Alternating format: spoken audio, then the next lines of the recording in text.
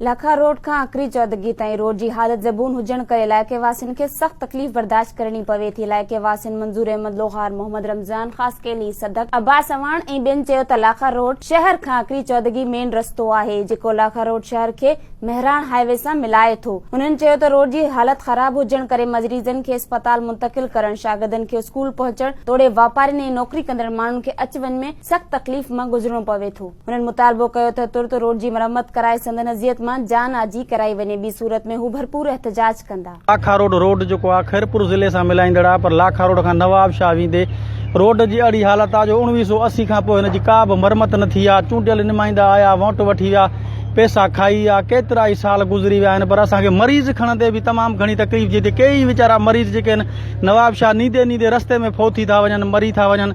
असांजी केर बि ॿुधण वारो न आहे। असांजी महिरबानी करे असांजी वाहर कई वञे, असांजा रोड ठाहे ॾिना वञनि, असांजी तकलीफ़ दूर कई वञे। असांखे वज़ीर आला सिंध खां अपील था कयूं त असांजे लाखा रोड तरफ़ ध्यानु ॾिनो वञे। असांजी केर बि नथो ॿुधे सर। विज़िट कयो अवामी आवाज़ मीडिया ग्रुप जी वेबसाइट awamiawaz.pk।